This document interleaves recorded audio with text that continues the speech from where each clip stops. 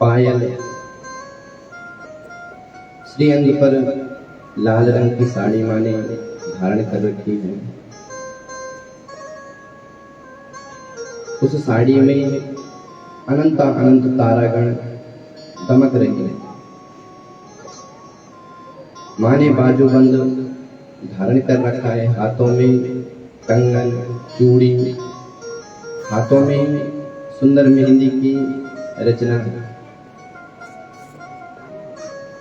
माँ के 18 भुजाएं हैं और उन 18 भुजाओं में माँ ने अस्त्र धारण कर रखे हैं। गदा, पद्म, शंख, चक्र, ध्वजा, चमर, कमल दल, अक्षमाला, शूल, कमंडल माँ ने हाथों में धारण कर रखा है। सभी लोग ध्यान दें, माँ का ध्यान करें। फिर माँ के कंठ प्रदेश का ध्यान करें। माँ के गले में सुंदर पुष्पों की माला माँ ने धारण कर रखी है। कंठ में सोने का हार पहना हुआ है, उस हार में अनंत अनंत मणियां जड़ित है। फिर माँ के मुख कमल का ध्यान करें। माँ के नयन कमल के समान, मत्स्य के समान बड़े बड़े हैं। अधरोष्ठ माँ के बिंबाफल के समान लाल लाल है। माँ ने माथे पर एक चंदन का टीका लगा रखा है, उसमें लाल रंग की बिंदी माँ ने धारण कर रखी है। माँ के विशाल केश, लंबे लंबे बाल हैं और उन बालों में केतकी, चंपक, कमल, गुलाब के पुष्प गुथे हुए हैं। माँ के माथे पर एक स्वर्ण मंडित मुकुट है, उस मुकुट में अनेक मणियां जड़ी जड़ी। माँ सिंह के ऊपर विराजमान है और अभय मुद्रा में, वरद मुद्रा में माँ हमको आशीर्वाद दे रही है। जब माँ हमको आशीर्वाद दे रही है तो माँ मंद मंद मुस्कुरा रही है और मुस्कान से माँ की जो दंतावली है उसका भी दर्शन हम सबको हो रहा है। एक सिंह है, उसके ऊपर कमल और फिर माँ विराजमान है और अपने भक्तों को आशीर्वाद दे रही है। तो माँ के इसी रूप का ध्यान करें। सिंह पर एक कमल राजित, ताहि ऊपर भगवती। सिंह पर एक कमल राजित, ताहि ऊपर भगवती। सिंह पर एक कमल राजित, ताहि ऊपर भगवती। सिंह पर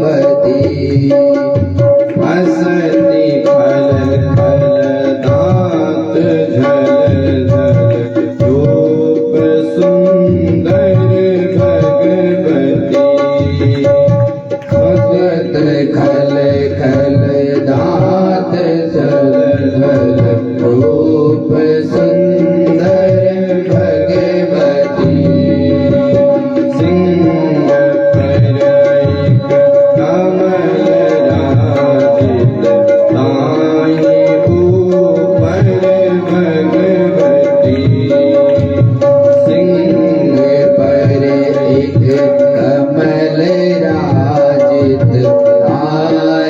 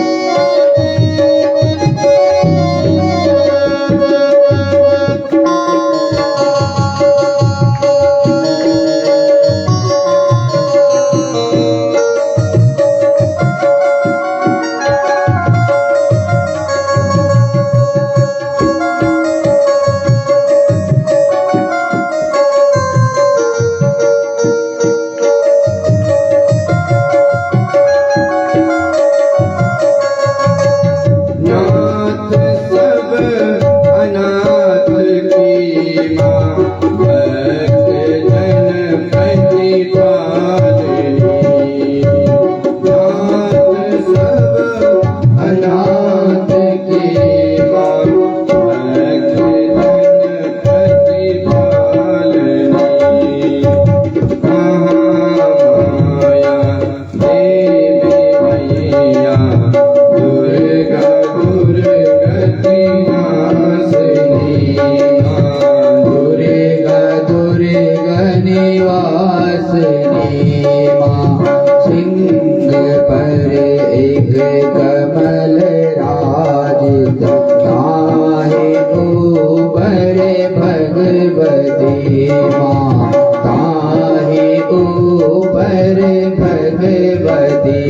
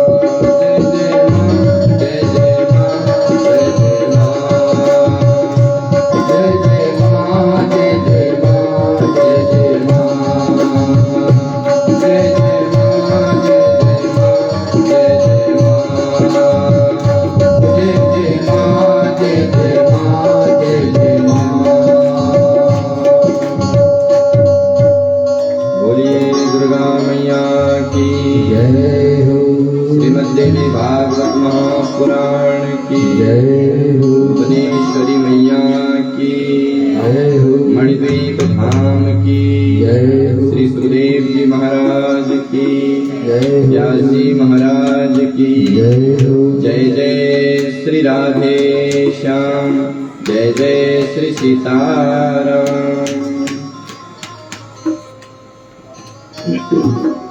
परम मंगल में भगवती स्वरूप अकारण करुणा वरणालय भक्तवांछा कल्पतरु माँ भगवती की वांगमयी प्रतिमूर्ति श्रीमद् देवी भागवत नवान ज्ञान यज्ञ में आए हुए समस्त भक्तवृंद, मातृशक्ति श्रद्धामयी माताएं एवं भक्तवृंद, माँ भगवती की अहेतु की कृपा से हम सबको ये माँ भगवती की कथा श्रवण करने को प्राप्त हो रही है। आज इस देवी भागवत का नव दिवस है, विश्राम दिवस है। माँ भगवती की कृपा से पूज्य महाराज जी के दिव्य आशीर्वाद से ये कथा निर्विघ्न हम लोगों को प्राप्त हो। माँ जब जीवन पर कृपा करती हैं तो कृपा पूर्वक अपनी दिव्य कथा अपने भक्तों को प्रदान करवाती हैं और इस कथा से हमको जीवन जीना आता है। इस कथा से हमको अपने जीवन का उद्देश्य पता चलता है कि हमारा उद्देश्य क्या है, हम किस लिए इस संसार में आए हैं। तो माँ भगवती की कृपा से हम सबको ये दिव्य कथा श्रवण करने को प्राप्त हुई। हम सभी बड़भागी हैं कि हमारा जन्म इस भारतवर्ष में हुआ और भारतवर्ष में भी जन्म होने के बाद हमारा जन्म देवभूमि हिमाचल में हुआ। ये जीवन का सबसे बड़ा सौभाग्य है और हिमाचल में होने के बाद भी हम इस दिव्य मणिद्वीप धाम की जो अधिष्ठात्री माँ भुवनेश्वरी है उसके गोद में बैठ करके हम ये दिव्य कथा सुन रहे हैं। तो ये सबसे बड़ा सौभाग्य है जीवन का। तो कल आपने भारतवर्ष की चर्चा श्रवण करी, जम्बू द्वीप के सप्तद्वीपों की कथा सुनी। उसके बाद जो 7वां द्वीप था अजनाब खंड, उसके 9 खंड हुए। अजनाब खंड इस भारत को सबसे पहले,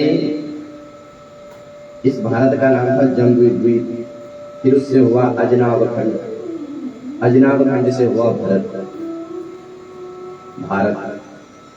क्यों बोले? अजनाब खंड के जो राजा थे वो थे प्रियव्रत। प्रियव्रत के 9 पुत्र हुए, तो 9 में उन्होंने इस अजनाब खंड को बांटा। उनमें जो भारतवर्ष है उसके राजा हुए भरत। इस भारतवर्ष में 3 भरत हुए, ज्ञान योगी भरत, कर्म योगी भरत और भक्ति योगी भरत। 3 भरत। ज्ञानी भरत कौन थे? बोले ये ऋषभदेव के पुत्र ज्ञानी भरत। कर्मयोगी भरत कौन थे? बोले दुष्यंत और शकुंतला नंदन भरत,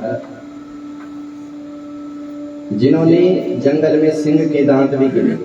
शकुंतला के पुत्र, उनका नाम भी भरत है।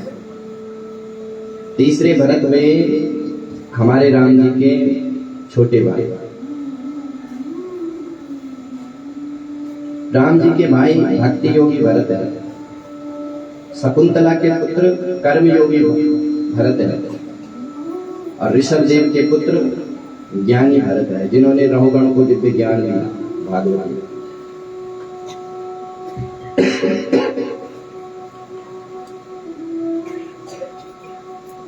तो भारतवर्ष की चर्चा हमने कल श्रवण की।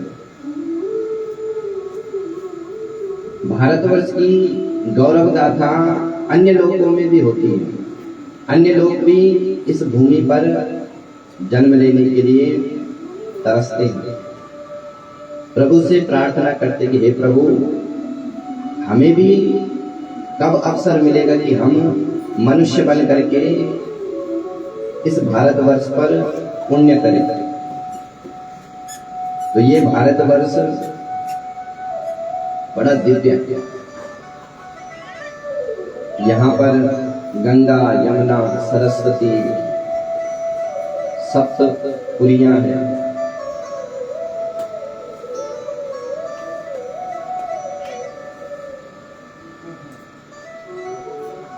अनेक देवताओं का जो अवतार होता है वो इसी भारतवर्ष में ही होता है। देवताओं का अवतार अमेरिका, फ्रांस में नहीं होता है। देवताओं का अवतार भारत में ही होता है। क्यों? क्योंकि ये भारत जो है दिव्य तपोभूमि है। किसी ने प्रश्न किया कि महाराज, भगवान को तो विश्वम्बर कहा गया। भगवान का एक नाम है विश्वम्बर। तो विश्व में भगवान का अवतार क्यों नहीं होता है? अमेरिका में भगवान के अवतार क्यों नहीं होते? इसी भारत में क्यों होते हैं? बोले ये जो भारतवर्ष है ये भगवान की धड़कन है, धड़कन। अन्य जितने भी देश है, कोई हाथ है उस विराट पुरुष के, कोई हाथ है, कोई पैर है, कोई जंगा है। मान लो अगर इस शरीर की उंगली टूट जाए तो शरीर को दर्द तो होगा, पर होगा कुछ नहीं। मान लो पैर टूट जाए तो फिर भी शरीर काम करेगा, चलेगा शरीर। लेकिन अगर धड़कन बंद हो जाए तब बोले पूरा शरीर खत्म। उसी प्रकार से ये जो भारतवर्ष है ये भगवान की धड़कन है, और धर्म की धड़कन यहाँ पर चल रही है। इसीलिए अन्य देश के लोग स्वस्थ चल रहे हैं। जिस दिन भारत में धर्म रूपी धड़कन बंद हो गई तो उस दिन महाराज ये संसार खत्म हो जाएगा। इसलिए भगवान के जितने भी अवतार हुए इसी धरा पर हुए, इस भारत भूमि में हुए। सर्वत्र भगवान घूमे। कभी भगवान नरसिंह बन करके आए, कभी भगवान बराह बन करके आए, कभी भगवान राम बन करके आए, कभी कृष्ण बन करके आए। इसी धरती पर भगवान ने तपस्या की, कर्म किया। तो ये भारत भूमि जो है ये कर्म भूमि है।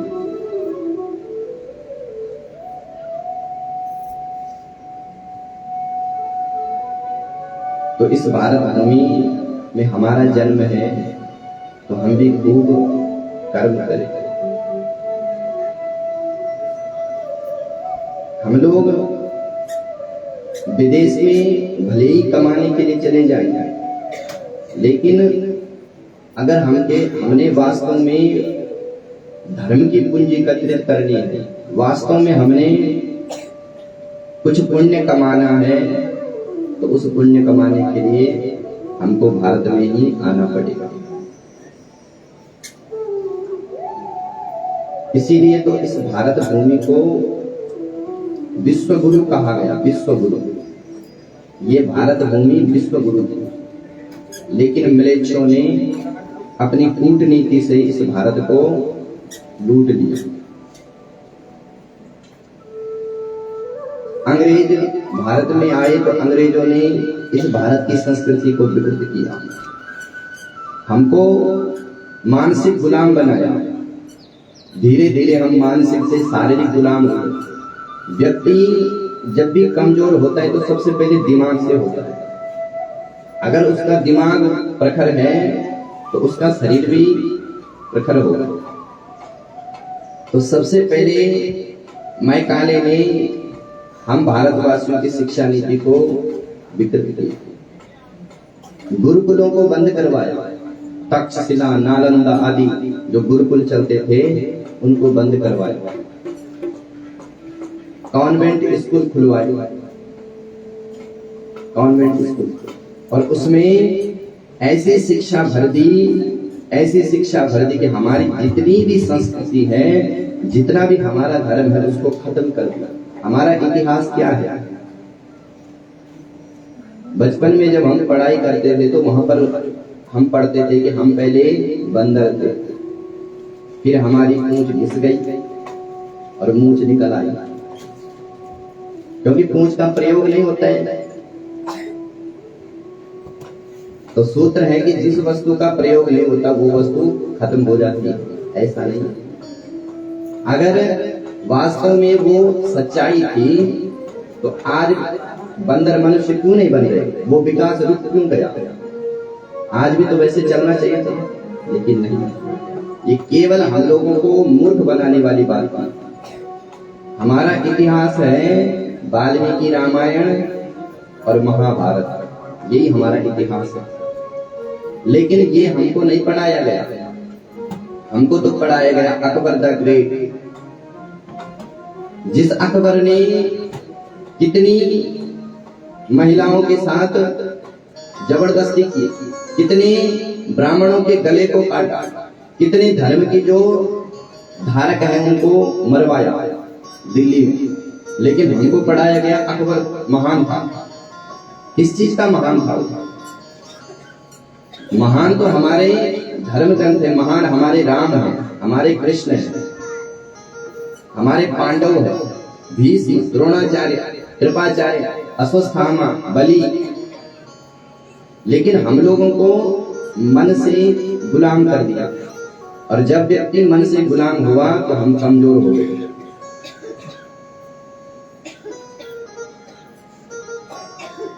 हमको राक्षस बनाया गया। साक्षरा विपरीतास्ते राक्षसा ही केवलम।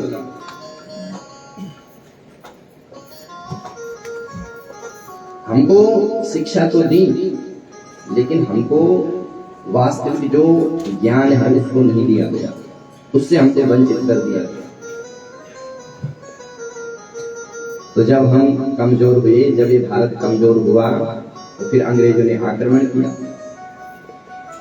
मोहम्मद गजनवी ने कितनी बार आक्रमण किया, कितना इस भारत भूमि को लूटा। इस भारत भूमि को सोने की चिड़िया कहा गया।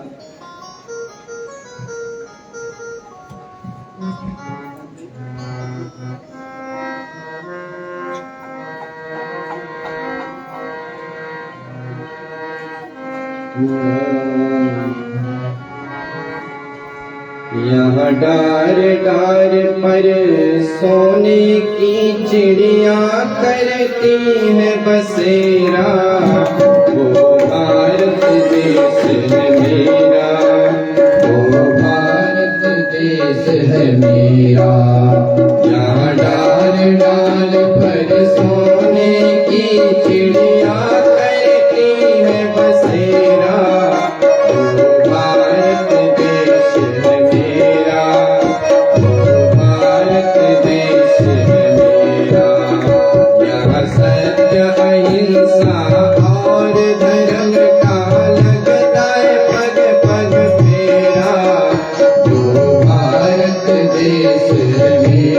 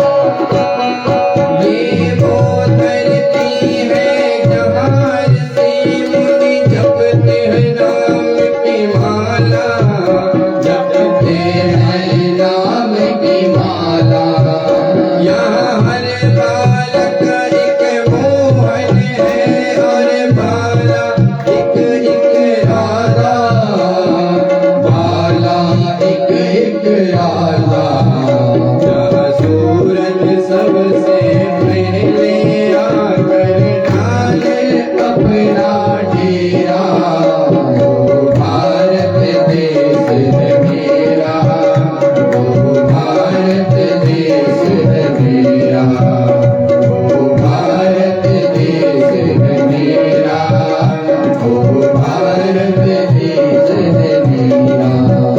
भारत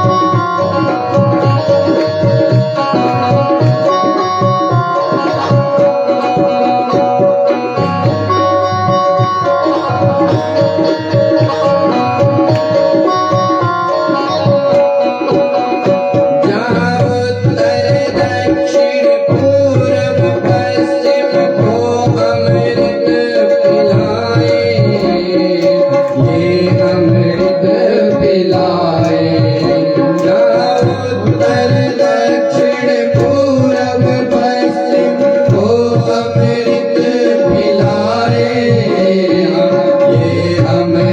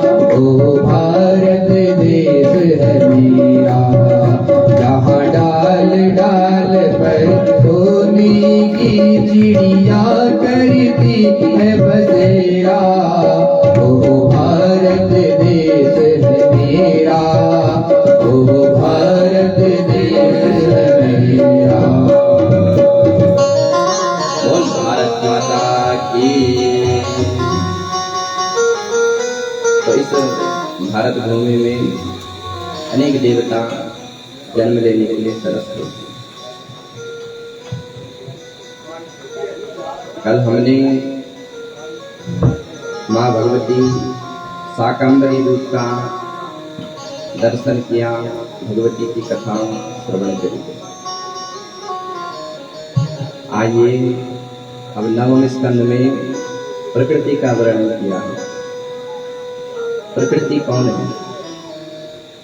तो व्यास जी कहते हैं जन्मेजय प्रकृष्टवाचका पृष्ठा कृतिश्चा सृष्टिवाचका सृष्टो प्रकृष्टया देवी प्रकृति सा प्रपूर्वतिता। तीन गुण है, सत्व रज तम। सत्व मने प्रा से प्रकृति, रज से कृष्ण। प्रा प्रकृति का मतलब होता है जो तत्पर रहना, हमेशा सजग है। कृति दूसरा है प्रकृति। कृति का अर्थ होता है रचना का निर्माण करना, कृति बनाना। प्रकृति तीसरा गुण है सत्व रज और तम। ती का अर्थ होता है जो इन सबको ऐश्वर्य प्रदान करती है, प्रकृति को।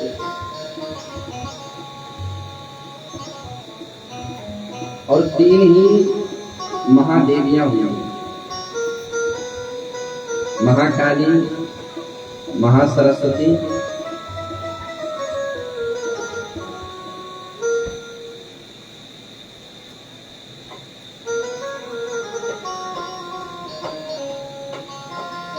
महालक्ष्मी, तीन देवियां।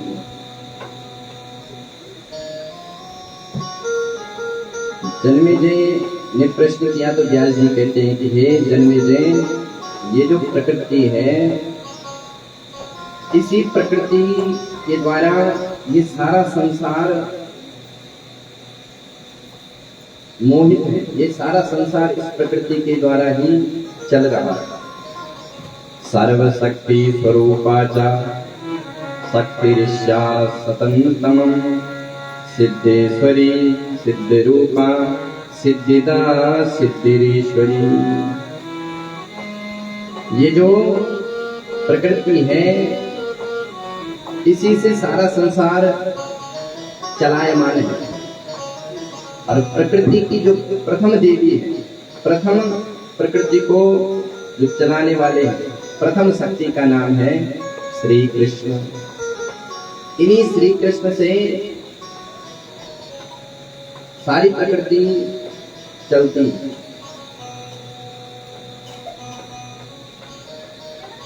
एक बार भगवान श्री कृष्ण अपनी शक्ति राधा रानी के साथ गोलोक में ध्यान मग्न बैठे हुए थे।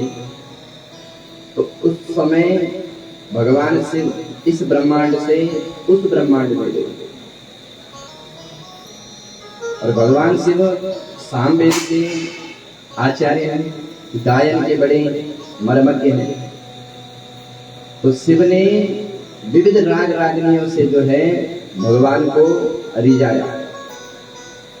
तो जब शिव ने सामवेद का गायन किया तो भगवान शिव, भगवान श्री कृष्ण और उनकी जो आह्लादनी शक्ति है वो द्रवीभूत हो गई, माने पिघल गई।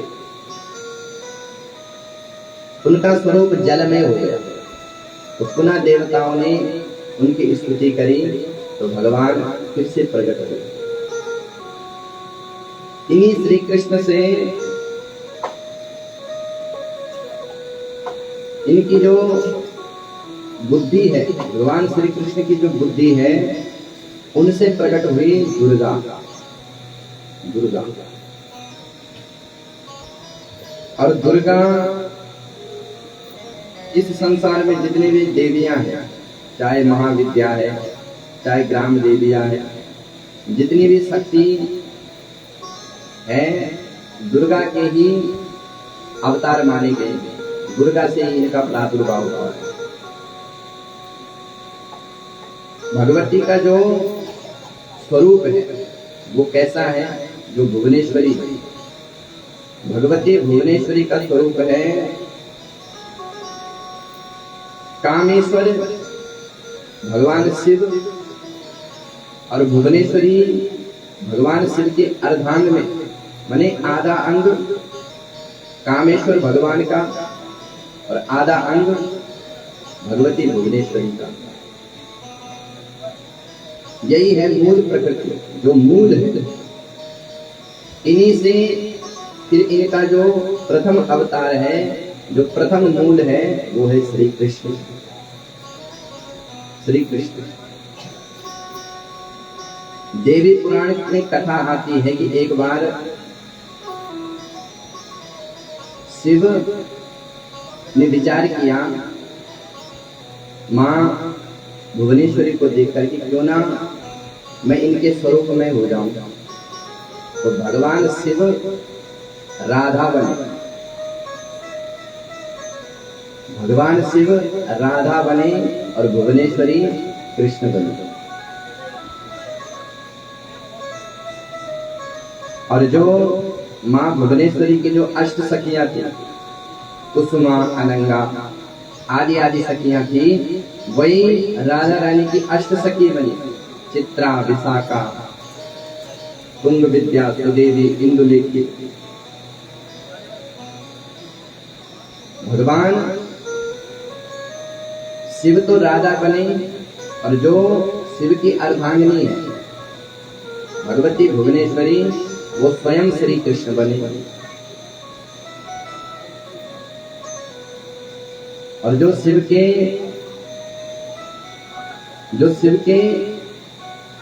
अन्य रूप है, जो शिव जी की 8 मूर्ति है, आकाश मूर्ति, सूर्य मूर्ति, चंद्र मूर्ति, वही भगवान श्री कृष्ण के अष्ट सखा बने। सुदामा, मधुमंगल आदि। ये कथा उस ब्रह्मांड की हो रही है। बड़े ध्यान से ये कथा सुनना आज की कथा, तभी मैं कुछ कह पाऊंगा, क्योंकि ये जो देवी भागवत का विषय, ये बड़ा जटिल है, बड़ा कठिन विषय है।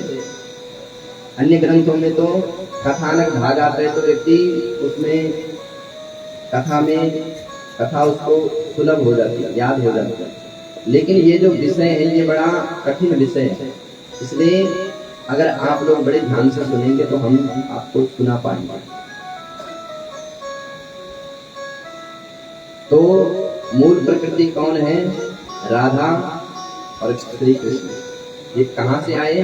बोले मणिद्वीप धाम से, कामेश्वर और भुवनेश्वर। माने निर्गुण सत्ता से सगुण रूप धारण किया। राधा जी का प्राकट्य देवी भागवत में रास क्रीड़ा के मध्य में हुआ है, क्योंकि राधा जी श्री कृष्ण की आह्लादनी शक्ति है, आह्लादनी शक्ति। तो भगवान शिव जब, भगवान श्री कृष्ण जब महाराज कर रहे थे, तो उसी महाराज के मध्य में भगवती राधा रानी प्रकट हुई। रास क्रीड़ा देवी श्री कृष्णस्य परमात्मना रास मंडल संभूता रास मंडल मंडिता। श्री कृष्ण के प्राणों से भगवती राधा रानी प्रकट हुई रास मंडल के मध्य में।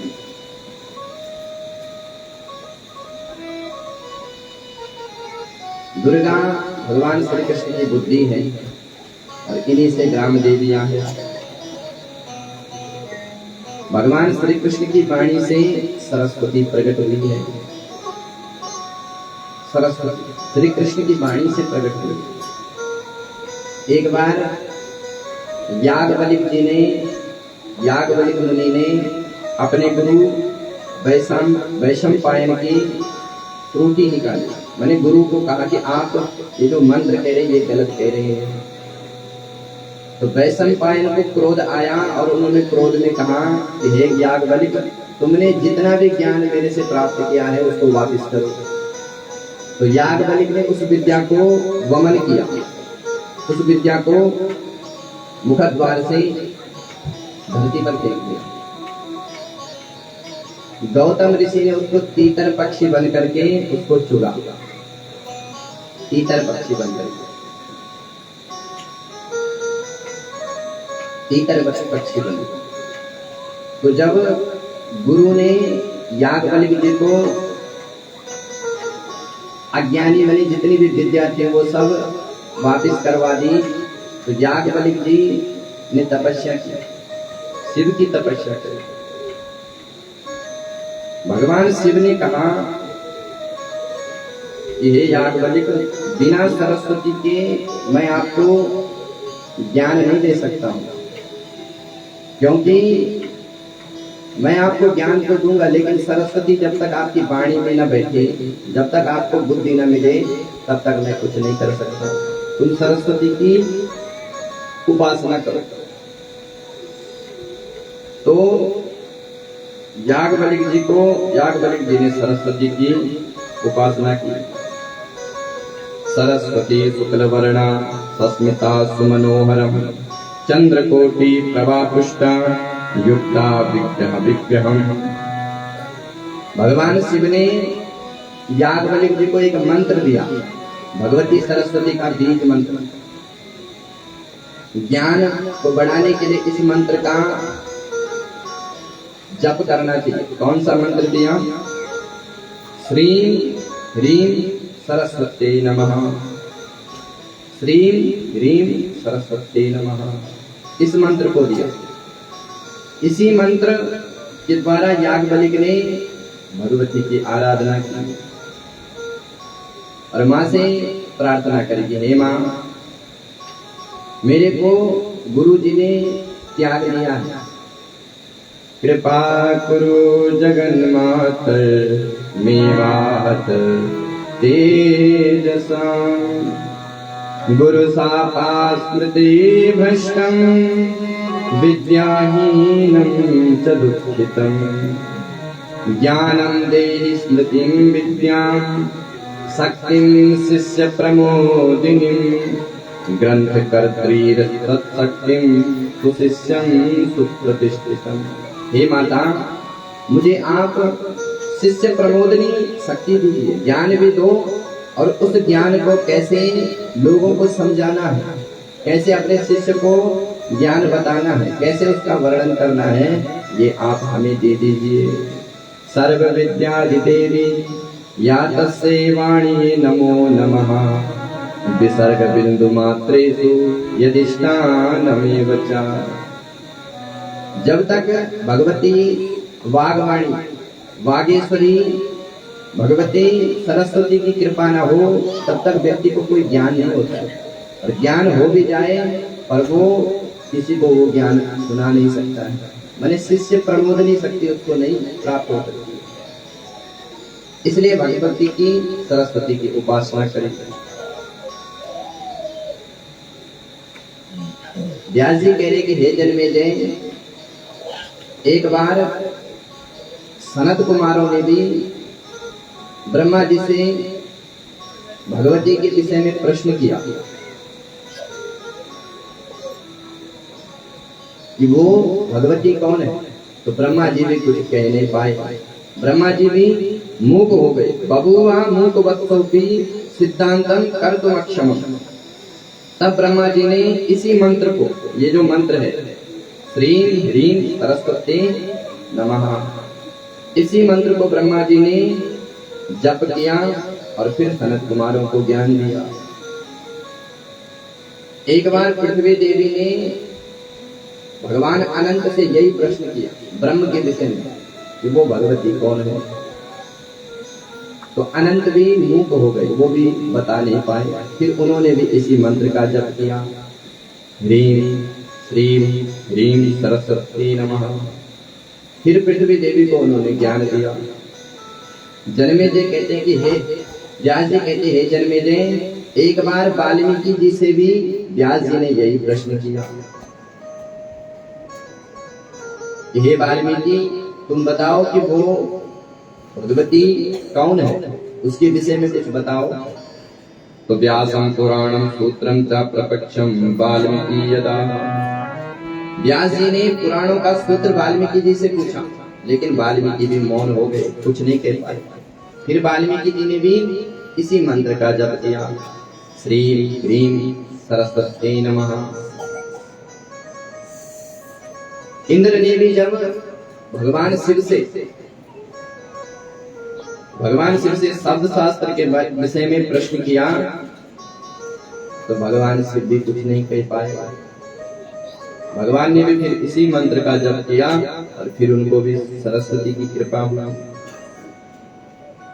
तो याज्ञवल्क्य जी भगवती की प्रार्थना करें कि हे माता, आप मुझे ऐसा ज्ञान दीजिए। जब याज्ञवल्क्य जी ने भगवती की स्तुति करी तो भगवती जब प्रकट नहीं हुई तो बार बार रुदन कर रहे हैं, प्रणनामा निराहारो रुरुदो जमुहुर्मुहु। बार बार रोते हैं, माँ को प्रणाम करते हैं। जब माँ ने देखा याज्ञवल्क्य जी अत्यंत व्याकुल है तो भगवती प्रकट हो गई और प्रकट होकर के याज्ञवल्क्य जी को आशीर्वाद दिया, सुखवेन्द्रो भवेत् त्यक्त्वा वैकुंठं च जगामः। हे ऋषि, तुम इतने ज्ञानी हो जाओ, सुखवेन्द्रो, सुखदेव के समान तुम ज्ञानी हो जाओ, महान कवि बन जाओ, तुम कविंद्र हो जाओ। और अद्भुत ज्ञान यहाँ पर माँ ने याज्ञवल्क्य जी को दिया। भगवती सरस्वती की कृपा का जो मंत्र है वो दिया, ज्ञान दिया। जन्मेजय ने प्रश्न किया कि गुरुदेव, आप हमें थोड़ा विस्तार से समझाइए कि ये संसार कैसे बना, श्री कृष्ण से कैसे ये संसार चला। तो व्यास जी ने विस्तार से बताया कि हे जन्मेजय, श्री राधा और श्री कृष्ण इन्हीं से चला संसार, इन्हीं के पुत्र हुए महाविराट विष्णु, भगवान विष्णु। एक बार राधा जी ने महाविराट विष्णु का परित्याग कर दिया, मैंने उनको त्याग दिया।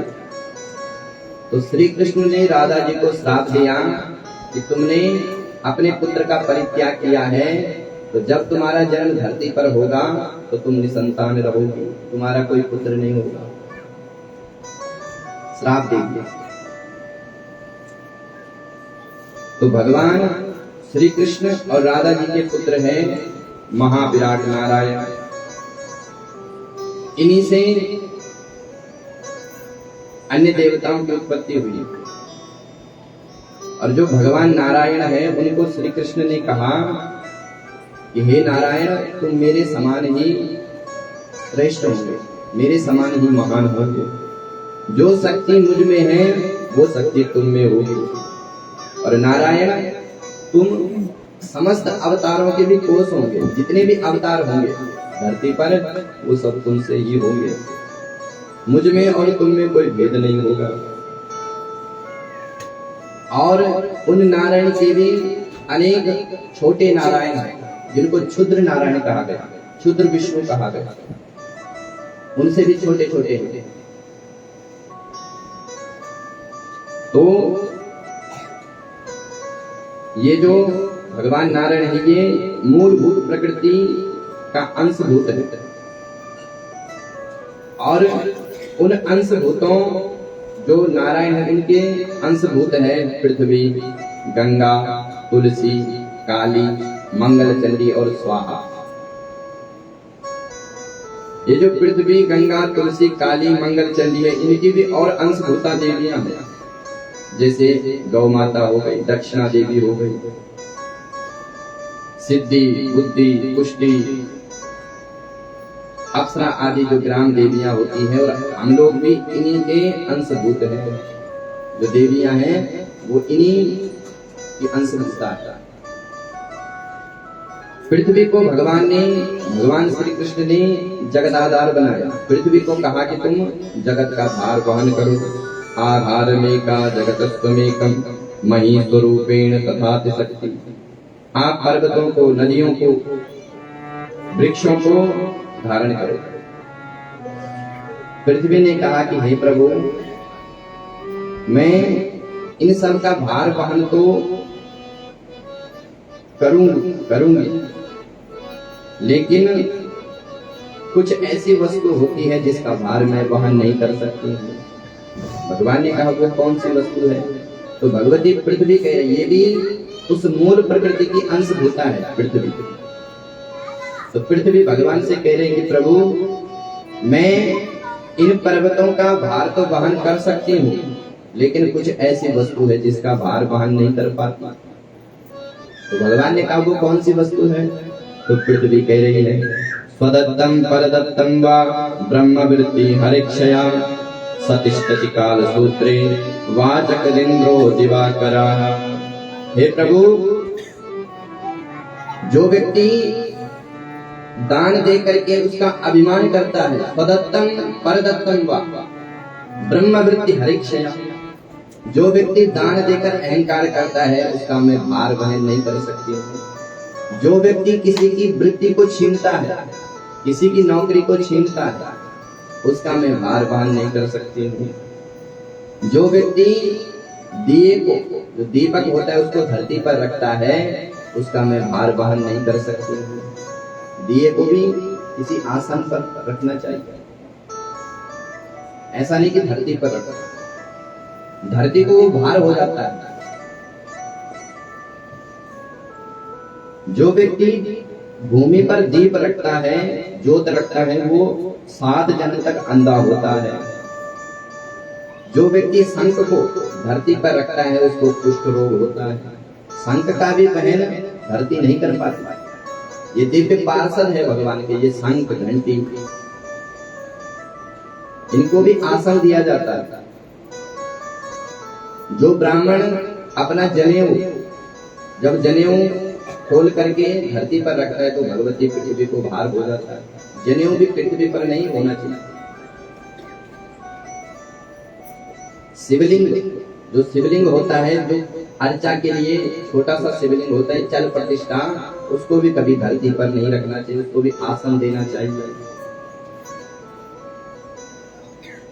यंत्र हो गया, भगवान का चरणामृत हो गया। जप माला, जिस माला से हम जप कर रहे हैं, रुद्राक्ष की माला, तुलसी की माला, इसको भी धरती पर नहीं रखना चाहिए। जिस पुस्तक को हम पढ़ रहे हैं, चाहे वो पुराण है या कोई विद्या की पुस्तक है, उसको भी धरती पर नहीं रखना चाहिए। स्पष्ट लिखा हुआ है, पुस्तकम यज्ञ सूत्रम च भूमो संस्थापके नरा न भवेत् प्रयोगेनो जतस्या जन्मांतरे जनी। जो व्यक्ति पुस्तक को, यज्ञ सूत्र को, जो यज्ञ के सूत्र होते हैं, उनको, जो यज्ञ में किए गए बर्तन है, उनको भी धरती पर नहीं रखना चाहिए। उनके लिए भी आसन बिछाना चाहिए। एक दरी बिछाओ और चारों तरफ से रखना। यज्ञ की भूमि में गाय के दूध से सिंचन करना चाहिए। तभी तो जब हम कोई अच्छा कर्म करते हैं तो हम वहां पर गौलेपन से लेप करते हैं, फिर वहां पर दूध का छिट्टा देते हैं। रत्न हो गया, सोना हो गया, इनको भी जमीन पर नहीं रखना चाहिए। जो लक्ष्मी हो गई, पैसा, धन हो गया, इसको भी धरती पर कभी मत रखो। इसका भी भार धरती वहन नहीं कर पाती है।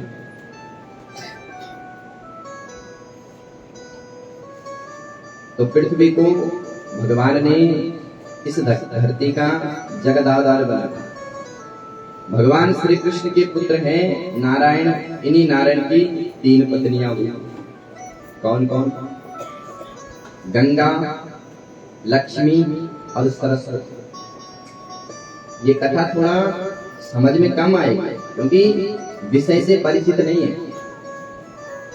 तो भगवान नारायण की जो श्री कृष्ण के पुत्र नारायण है, इनकी 3 पत्नियां हैं। कौन कौन? गंगा, सरस्वती और लक्ष्मी।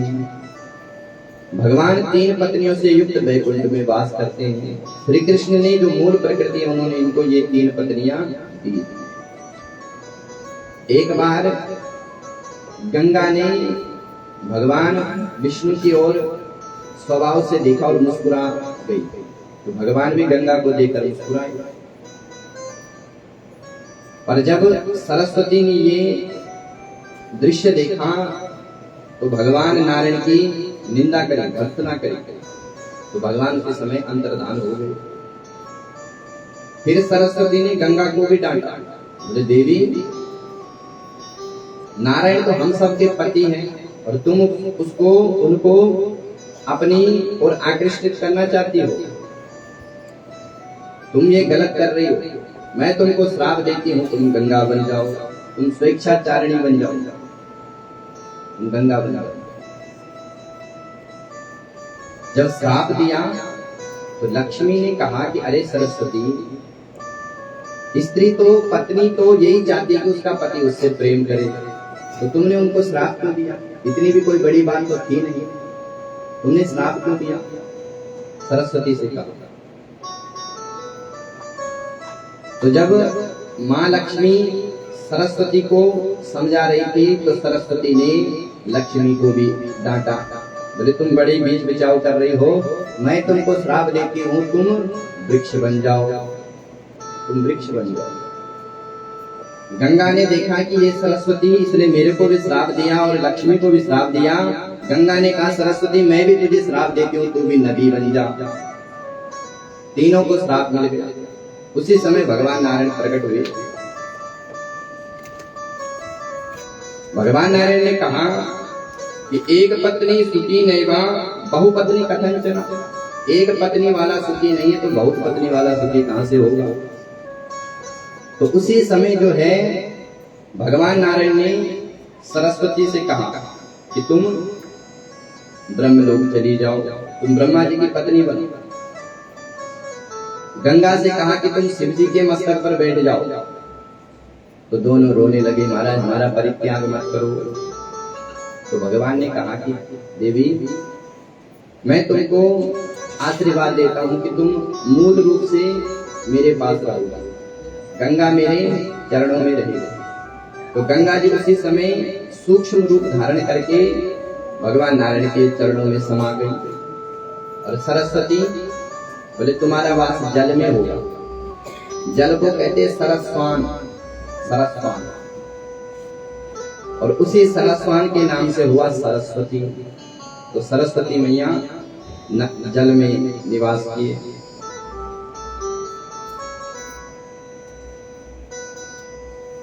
अच्छा, ये जो लक्ष्मी थी ये वृक्ष कैसे बने? प्रश्न किया जन्मेजय ने। तो व्यास जी कह रहे हैं कि हे जन्मेजय, धर्म सावरणी मनमंत्र की ये बात है।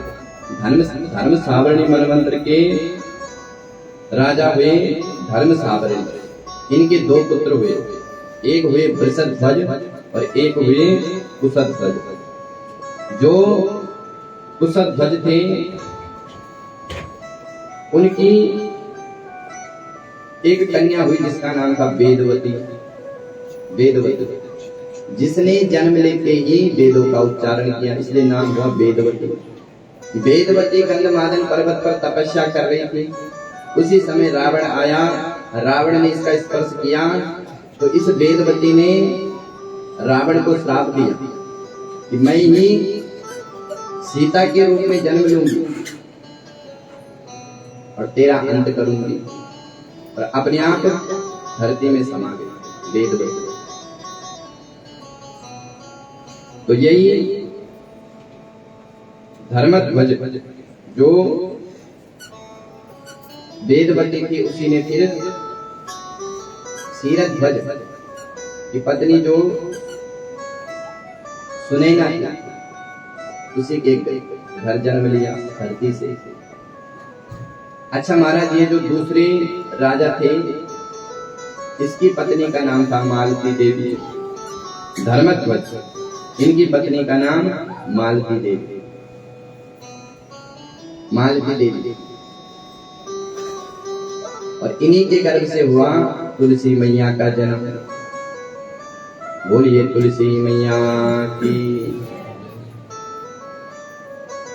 तुलसी का अर्थ होता है तुलानाम यस्य देवः तुलसी, जिसकी तुलना देवताओं में नहीं होती है। तुलसी तो साक्षात भगवती है। तुलसी का जन्म कैसे हुआ, इनका विवाह किससे हुआ?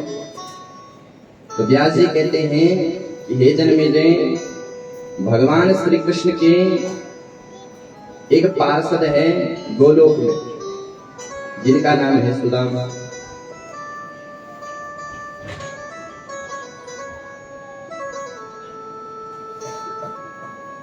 जिनका नाम है सुदामा। बच्चों को थोड़ा इधर इधर बिठा, आगे बैठो, जाओ जाओ। तो गोलोक में भगवान श्री कृष्ण के हैं एक पार्षद, जिनका नाम है सुदामा। एक बार राधा रानी ने भगवान श्री कृष्ण को किसी अन्य गोपी के साथ देख लिया घूमते हुए। तो भगवती राधा रानी ने कृष्ण की निंदा करी, कृष्ण की भर्त्सना करी। क्यों? क्योंकि राधा रानी की ही आत्मा श्री कृष्ण है, आत्मा ही राधा है। आत्मा तू राधिका तस्य, श्री कृष्ण की आत्मा कौन? बोले राधा। तो राधा जी विचार कर रहे हैं कि ये श्री कृष्ण अपनी आत्मा से, माने मेरे से प्रेम नहीं कर रहे हैं, किसी दूसरी गोपी से प्रेम कर रहे हैं। और वास्तव में दुख कब होता है? जब व्यक्ति अपनी आत्मा से प्रेम न करके संसार को प्रेम देता है। यही सबसे बड़ा कष्ट है। व्यक्ति सबसे प्रेम अपनी आत्मा से करे, और आत्मा ही परमात्मा है। तो राधा रानी ने विचार किया कि ये अन्य गोपियों के साथ घूम रहे हैं, तो झगड़ा हुआ। जब झगड़ा हुआ तो जो सुदामा नाम का पार्षद था उसने बीच बचाव किया। उसने कहा कि अरे राधा, श्री कृष्ण तो सबके हैं, तुम ऐसा क्यों कह रहे हो? तो राधा रानी को क्रोध आया और राधा रानी ने इसको श्राप दिया कि मूर्ख, तू हमको शिक्षा देता है, मैं तेरे को श्राप देती हूँ, तू दानव बन जा, राक्षस बन जा। तो वही सुदामा नाम का जो दानव था वही शंखचूड़ बना। जब उसको श्राप मिला तो वो रोने लग गया। भगवान श्री कृष्ण ने कहा कि हे सुदामा, तुमको श्राप का प्रायश्चित तो करना पड़ेगा, दानव तो तुमको बनना पड़ेगा, लेकिन मैं तुमको एक ऐसा कवच देता हूँ जिसको धारण करके तुम कभी, तुम्हारी पराजय न हो, तुम कभी न हारो। तो भगवान श्री कृष्ण ने जो है उनको अपना कवच दिया, जिसका नाम था कृष्ण कवच। कृष्ण कवच दिया। तो वही सुदामा नाम का जो पार्षद था वही बना शंखचूड़। कश्यप के वंश में धनु के पुत्र, कश्यप के वंश, कश्यप की 13 भार्या, उनमें से एक धनु है, और धनु के गर्भ से इसने जन्म लिया, जिसका नाम हुआ शंखचूड़। शंखचूड़ का विवाह धर्मध्वज की पत्नी जो मालती थी उनके साथ हुआ। ये जो धर्मध्वज और कुशाध्वज थे, इनकी पत्नी, इनकी बिटिया जो मालती थी, उसका विवाह किसके साथ हुआ? शंखचूड़ के साथ। शंखचूड़ ने अपनी विजय की पताका लहराई। शंखचूड़ का विवाह स्वयं ब्रह्मा जी ने करवाया, और जब विवाह हुआ तो अपनी विजय की पताका लहराई। पाताल से लेकर स्वर्ग को जीत लिया, स्वर्ग तक को परास्त कर लिया। और जो भी देवता इनसे युद्ध करता तो इनको कोई नहीं मार पाता। क्यों? क्योंकि इनके पास कृष्ण कवच था। इन्होंने कोई तपस्या नहीं की, अन्य जितने भी दानव हुए उन्होंने तपस्या के बल पर बलवान बने, लेकिन शंखचूड़ ने कोई तपस्या नहीं करी। क्यों? क्योंकि इसके पास कृष्ण कवच था। तो इसने सारे देवताओं को हराया। सारे देवता भगवान शिव के पास गए। शिव ने उसी समय जो है भद्रकाली का स्मरण किया और भद्रकाली प्रकट हुई। भद्रकाली के साथ स्कंद भी प्रकट हुए, कार्तिकेय भी प्रकट हुए। भद्रकाली रथ पर आरूढ़ हुई और शंखचूड़ पर आक्रमण किया। जैसे शंखचूड़ ने युद्ध भूमि में भद्रकाली का दर्शन किया तो रथ से नीचे उतर करके भगवती को साष्टांग प्रणाम किया। क्यों? क्योंकि शंखचूड़ जानता था कि काली ही श्री कृष्ण है। तो साष्टांग प्रणाम किया।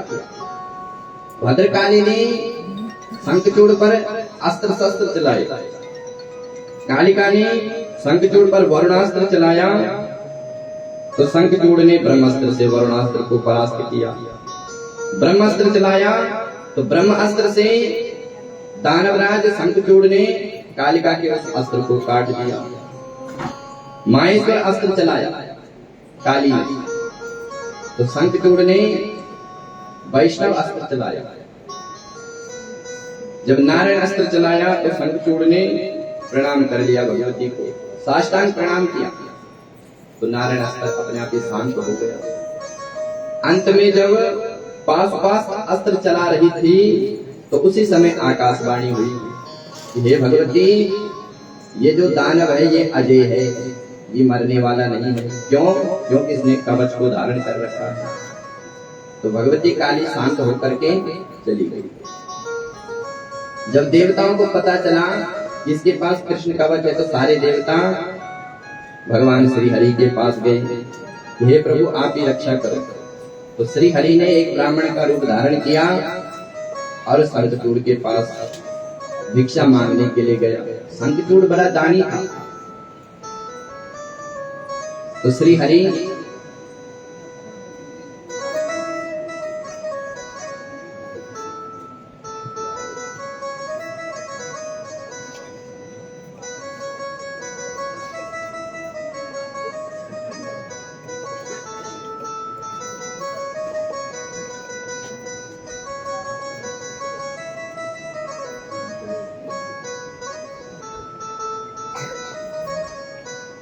तो ब्राह्मण का रूप धारण करके भगवान श्री नारायण शंखचूड़ के यहाँ गए। भगवती भिक्षाम दे, भिक्षा दिया। शंखचूड़ ने कहा कि हे विप्रदेव, आप भिक्षा मांगिए, आपको क्या चाहिए? तो भगवान ने कहा कि हे शंखचूड़, तुम हमको अपना ये कृष्ण कवच दे दो। तो शंखचूड़ ने बिना विचारे वो कवच भगवान श्री हरि को दे दिया। श्री हरि अंतर्धान हो गए।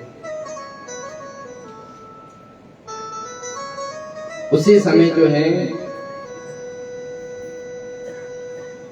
भगवान श्री हरि अंतर्धान हुए और पुनः जब शंखचूड़ के पास वो कृष्ण कवच नहीं रहा तो शंखचूड़ ने विचार किया कि अब मैं तपस्या करूंगा और तपस्या से पुनः बल प्राप्त करूंगा और इन देवताओं को मैं फिर से दूर जटाऊंगा। तो शंखचूड़ तो चला गया तपस्या करने के लिए गंधमादन पर्वत पर। इधर भगवान जो है शंखचूड़ का रूप धारण करके तुलसी के पास आए, वृंदा के पास आए। शंखचूड़ को जो तपस्या का फल मिल रहा था वो उसकी पत्नी द्वारा मिल रहा था। क्यों? क्योंकि उसकी पत्नी बड़ी पतिव्रता थी। हम लोग अगर अपने घर में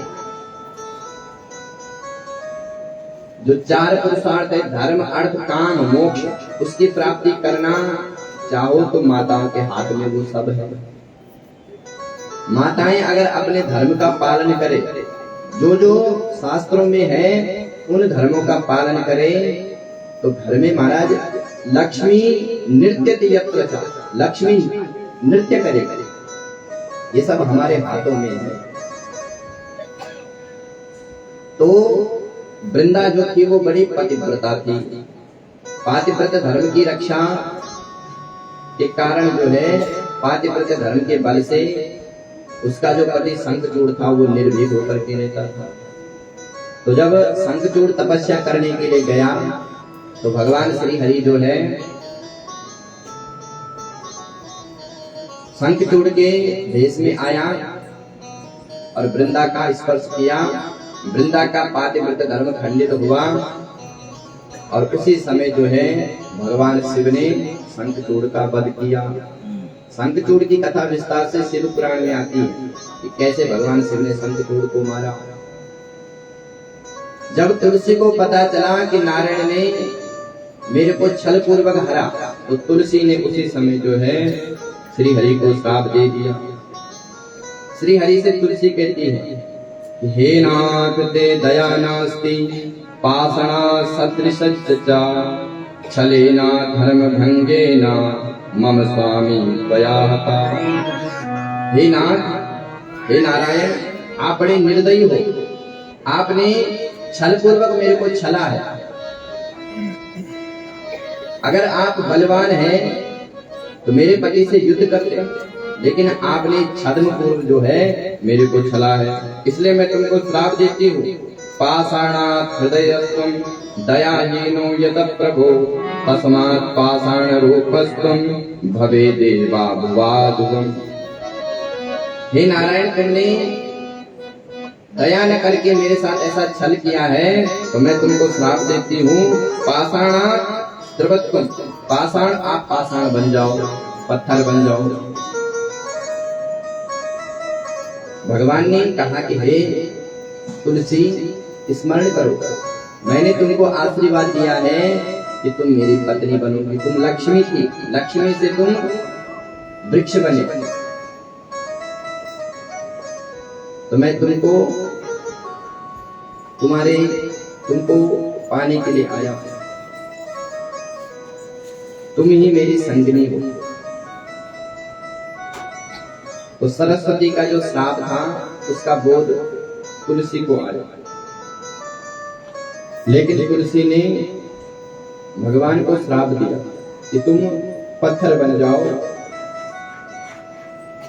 और तुलसी जो है उसी समय गंडकी नदी बन गई सरस्वती के श्राप के कारण। एयं तुनीर नदी रूपा गंडकी च विस्तृता तव केश समूहश्च पुण्य वृक्षो भविष्यति। वही भगवान नारायण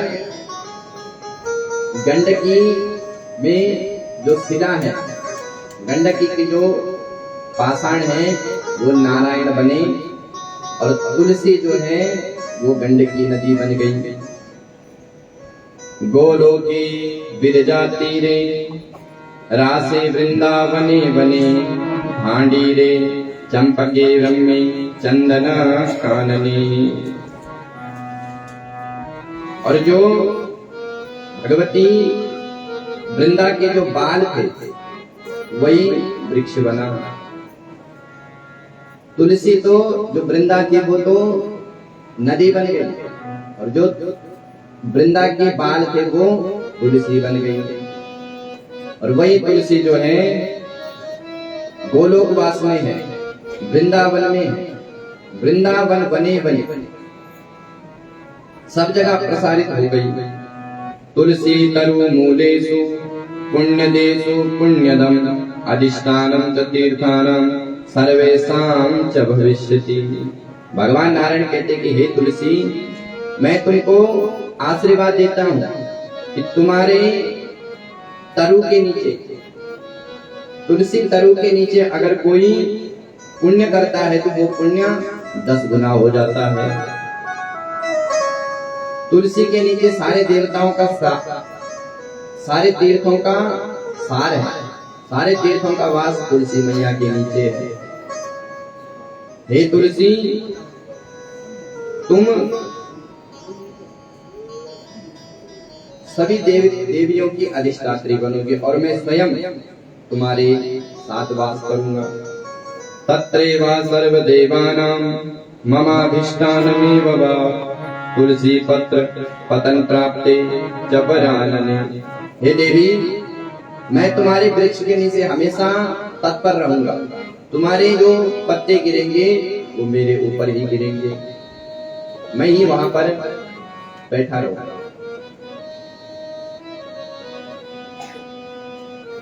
जन्मेजय को व्यास जी सुना रहे कि हे जन्मेजय, जो व्यक्ति तुलसी पत्र के जल से, जल है उसमें तुलसी का पत्ता है, और उस जल से जो स्नान करेगा उस व्यक्ति को समस्त तीर्थों का स्नान का फल मिल जाएगा।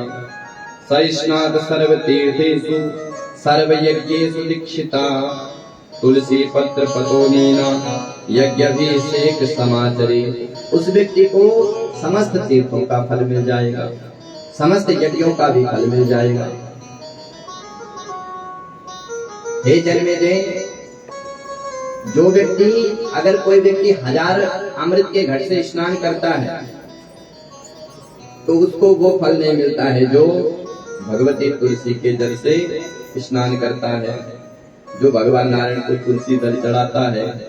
सुधा घट सहस्राणाम या तुष्टि भवेत् वरा या चा तुष्टि भवेनुवा तुलसी पत्र दानता। जो व्यक्ति 1000 घट से अमृत के कलशों से स्नान करता है उसको वो फल नहीं मिलता जो भगवान श्री नारायण को एक दल तुलसी चढ़ाता है। ये तुलसी की महिमा है।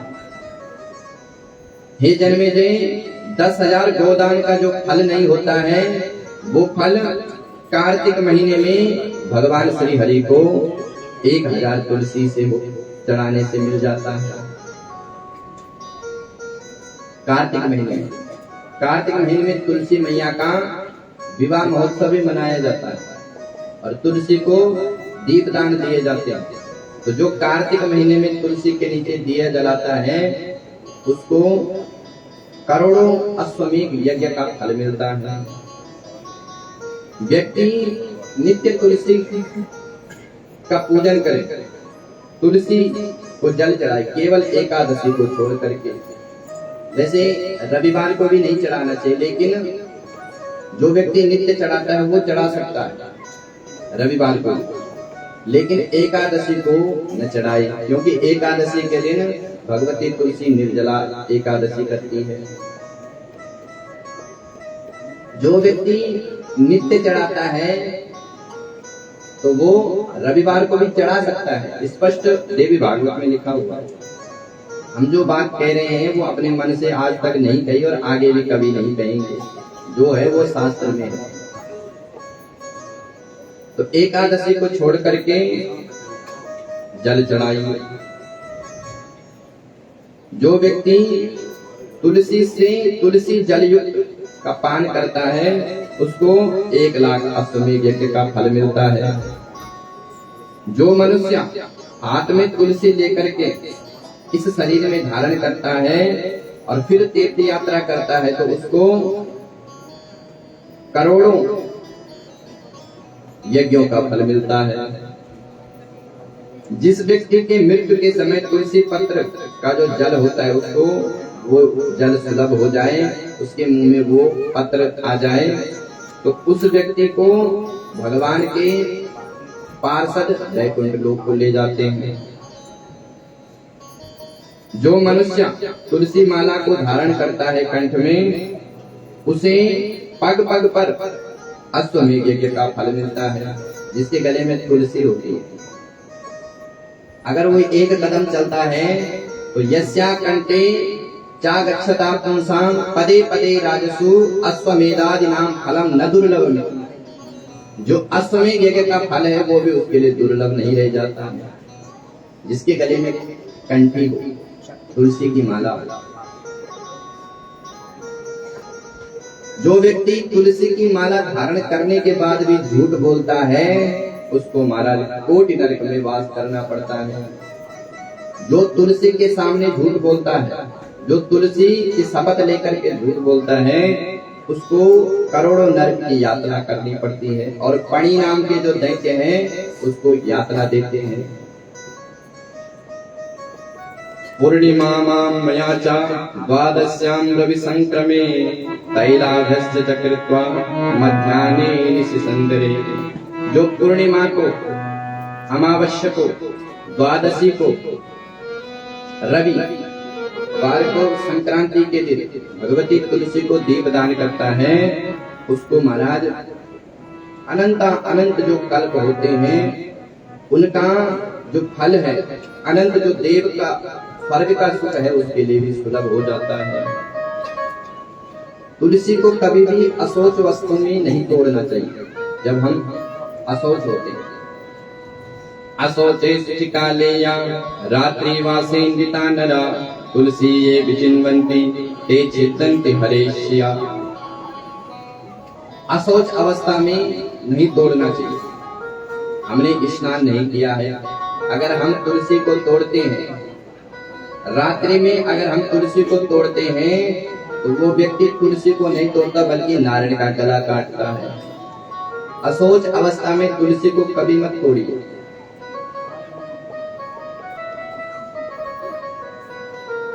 जब हम किसी अशौच अवस्था में होते हैं तो उस समय ध्यान रखना चाहिए। तुलसी की दो सेवा है, एक है मंजरी तोड़ना, जो तुलसी पर मंजरी होती है उसको तोड़ना चाहिए, क्योंकि उसका कष्ट तुलसी मैया को होता है। और मंजरी जो है भगवान शिव को अर्पण करो। भगवान शिव उस तुलसी की मंजरी से बड़े प्रसन्न होते हैं। तो तुलसी के श्राप से जो है भगवान गंडकी नदी के शिला बने, जिनका नाम है शालिग्राम। 18 प्रकार के शालिग्राम हुए, 18 प्रकार। कौन कौन? बोले त्रिविक्रम, अच्युत, माधव, दामोदर, गोविंद, केशव। ये 18 प्रकार के जो शिला बने, शालिग्राम है, वो बने। भगवान शालिग्राम की पूजा तब पूरी होती है जब हम तुलसी का दल चढ़ाएं। अगर हम तुलसी का दल शालिग्राम को नहीं चढ़ाते हैं और पूरी पूजा करते हैं तो उसकी पूजा निष्फल हो जाती है। भगवान शालिग्राम जब भोग ग्रहण करते हैं तो बिना तुलसी दल के ग्रहण नहीं करते हैं। तुलसी का जो पत्ता होता है वो 3 रात्रि तक शुद्ध रहता है। तुलसी को रविवार के दिन नहीं तोड़ना चाहिए। अन्य दिन जो वैसे प्रयास तो ये करे कि जो तुलसी में टूटे हुए पत्ते हैं उन्हीं को भगवान को अर्पण करे। अगर तोड़े तो पहले आज्ञा मांगे कि माँ मैं आपको केवल भगवान की पूजा के लिए तोड़ रहा हूँ, अन्यथा मेरा कोई उद्देश्य नहीं। पहले प्रार्थना करें। तुलसी की जो लकड़ी होती है, समिधा होती है, उसको यज्ञ में प्रयोग नहीं करना चाहिए। उसको यज्ञशाला में नहीं जलाना चाहिए।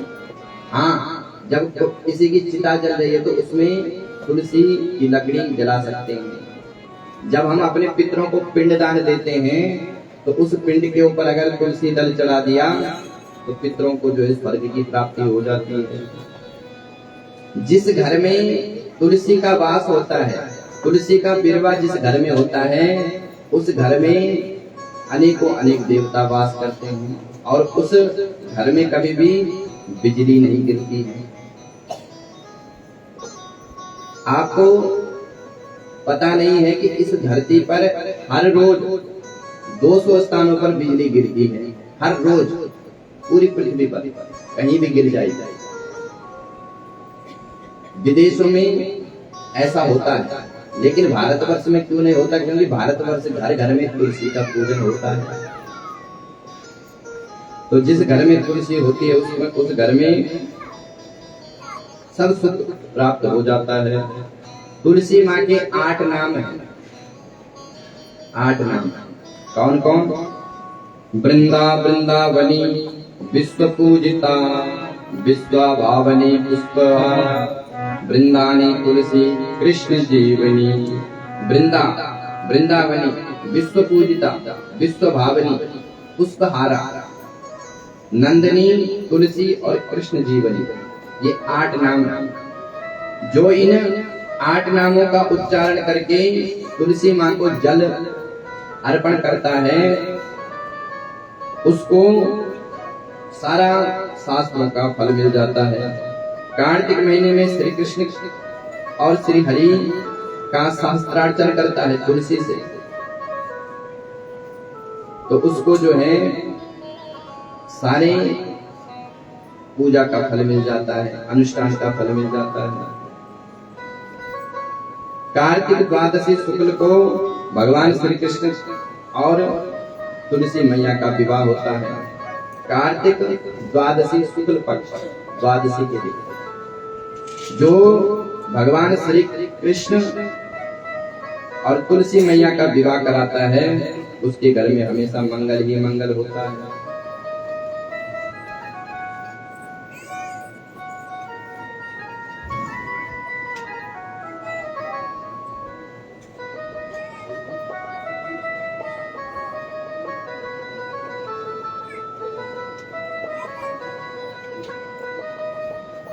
श्री राधे। अभी जो समय है, आप लोग बड़े प्रेम से कथा सुनिए। हमारे आचार्य जी अभी जाएंगे और जो मुख्य यजमान उनसे पूर्णाहुति करवाएंगे। अन्य लोग जो है वो कथा के बाद ही पूर्णाहुति करें, क्योंकि पूर्णाहुति का जो समय है वो 12 बजे से पहले है। उसके बाद काल नाम का जो योग है, नक्षत्र है, जो समय है वो हो रहा है, इसलिए पूर्णाहुति पहले हो जाएगी, फिर उसके बाद तो काम चलता रहेगा।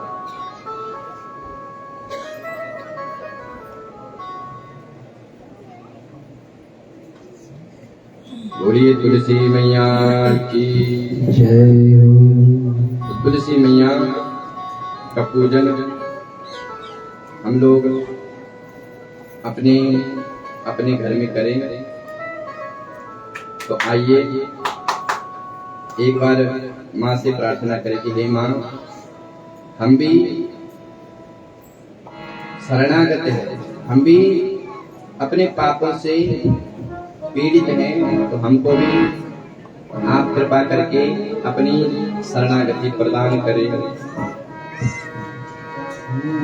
प्रभु हम भी मैया हम भी शरणागत हैं, स्वीकार करो तो जाने।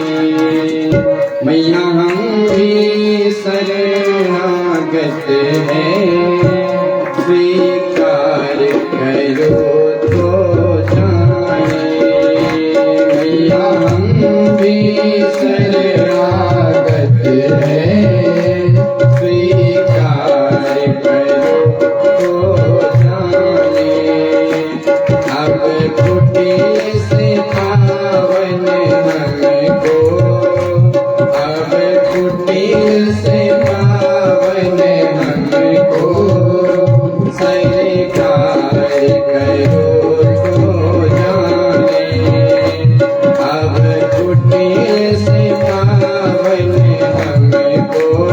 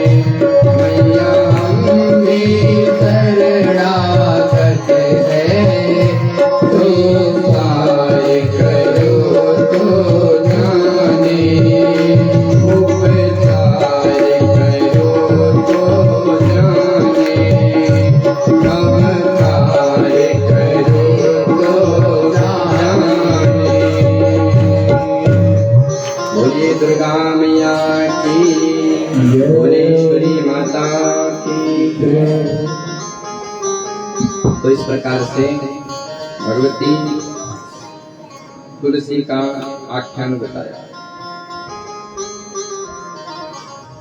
आगे जो मूल प्रकृति की दूसरी देवी है उनका नाम है संध्या, जो सूर्य की पत्नी है। संध्या संध्या जो हम करते हैं उसको ही सूर्य उपासना कहा गया है। सूर्य उपासना गायत्री। तो संध्या उपासना का भी वर्णन देवी भागवत में विस्तार से दिया है। गायत्री का जो महाभाष्य है उसी को देवी भागवत कहा गया है। तो मूल प्रकृति की दूसरी देवी है संध्या, जिसका पूजन ब्राह्मण करते हैं, क्षत्रिय करते हैं, वैश्य करते हैं। संध्या हीनो सुचिर नित्या मनः सर्व कामशु यदः कुरुते कर्मं न तस्या फलभाग् भवेत्। जो ब्राह्मण संध्या से हीन है उसको चारों वर्णों से भी नीचा बताया गया है। इसलिए ब्राह्मणों का धर्म है संध्या करना। संध्या जरूरी अनिवार्य है, तो संध्या का भी वर्णन किया।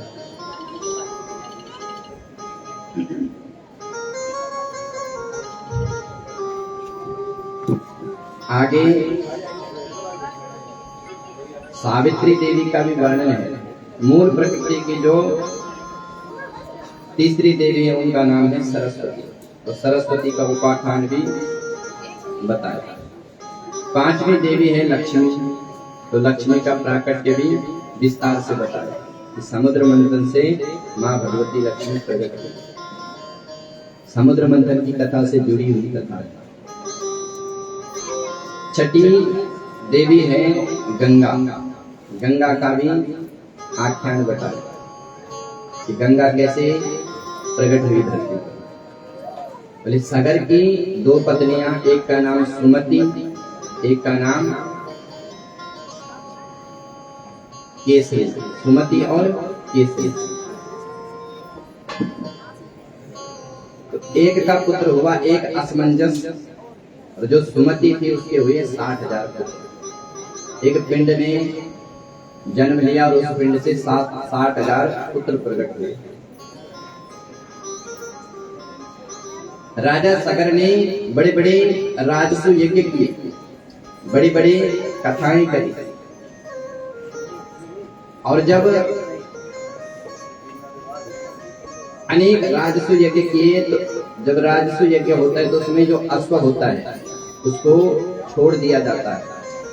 पूजा कर उसको छोड़ दिया जाता है, और जिस जिस क्षेत्र में वो अश्व घूमता है वो क्षेत्र उस राजा का होता है। अगर उस अश्व का किसी ने दमन किया, माने उसको रोकने का प्रयास किया, तो उसके साथ फिर राजा का युद्ध होता है। राजा उसके साथ युद्ध करता है, और जो युद्ध करेगा अगर जीतेगा तो फिर वो उस राजा का भोग करेगा। तो महाराज राजा सगर ने अश्वमेध यज्ञ किया और अश्व का घोड़ा छोड़ा।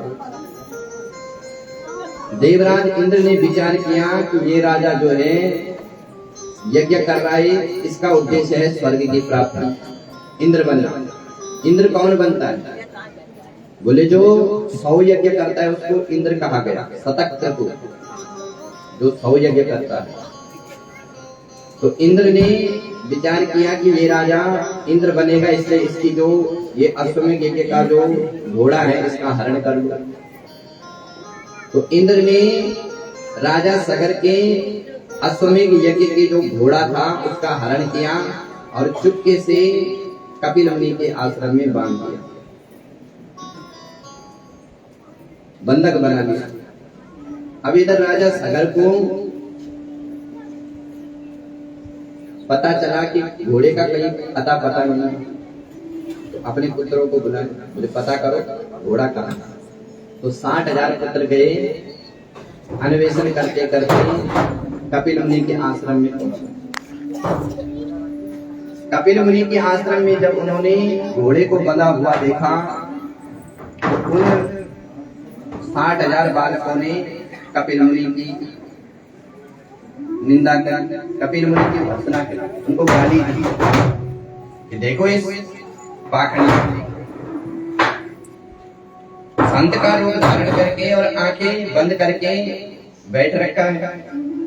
ये सवाल हरस चोरम आस्ती मीरित लोचन, यही अश्व का चोर है, इसी ने हमारे यज्ञ के रथ को चुराया है। 60,000 पुत्र जब कपिल मुनि को